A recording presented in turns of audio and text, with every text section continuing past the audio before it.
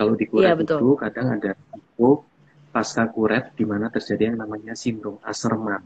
Asherman sindrom itu karena proses kuretnya itu bisa membuat kandungan itu menjadi tipis atau mengalami perlekatan. Nah, Oh. itu memang akan beresiko untuk berikutnya akan lebih susah hamil. Salam Hmm, kenal Agni, jadi saya Dr. sama-sama. Mahendra, salah seorang dokter yang ada di Bocah Indonesia. Ada nggak sih dok kompilasi yang diakibatkan oleh keguguran? Mungkin aja ada yang bisa menyebabkan rahim ibu menjadi apa gitu dok? Kalau misalnya setelah keguguran gitu, Hmm, ada nggak dok? komplikasi pasca keguguran ya. Jadi guguran kan Iya, komplikasi yang paling yang kita harus coba hindari adalah yang pertama, kalau pendarahan tertanam kan ada kemungkinan kalau nggak bersih dia pendarahan terus kan. Nah, kalau betul. pendarahan terus berlanjut ya bisa anemia, ya kan, kekurangan darah sampai beresiko. Yang lebih lagi kalau misalnya nggak bersih dan ternyata karena itu terbuka, ada infeksi, terjadi infeksi yang sampai parah menyebar ke seluruh tubuh yang kita kenal dengan sepsis, bisa sampai shock, itu pun juga berbahaya. Nah, intinya sih kalau memang ada resiko guguran ya harus dicegah supaya komplikasi-komplikasi itu nggak terjadi. Ada komplikasi yang lebih jarang, misalnya guguran kita kenal kalau di kehamilan kadang sampai dikuret kan ya. Nah, kalau Iya dikuret betul. itu kadang ada risiko pasca kuret di mana terjadi yang namanya sindrom Asherman. Asherman sindrom itu karena proses kuretnya itu bisa membuat kandungan itu menjadi tipis atau mengalami perlekatan.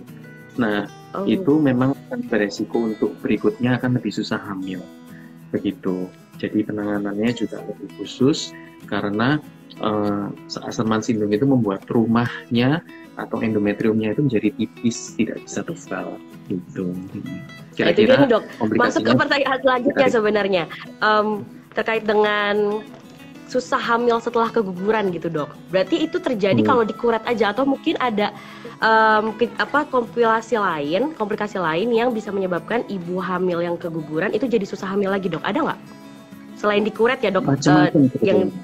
Jadi hmm, kan mulai dari hal yang kecil, maksudnya yang sering terjadi sampai hal yang kecil-kecil detail gitu, ada juga yang misalnya keguguran. Kemudian yang tadi infeksi itu bisa menyebabkan infeksi misalnya sampai ke tuba.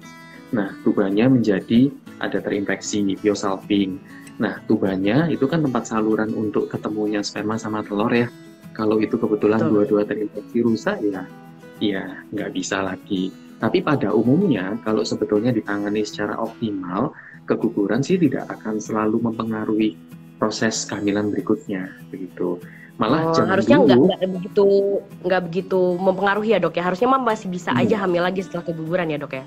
betul. Zaman dulu itu, kalau saya sambung sedikit, kalau keguguran salah satu terapinya apa? Zaman dulu kan belum ada bayi tabung gitu ya. Itu mereka cuma lakukan expectant management namanya. Expectant management itu ya udah hamil aja terus nanti suatu saat kamu nggak akan keguguran gitu.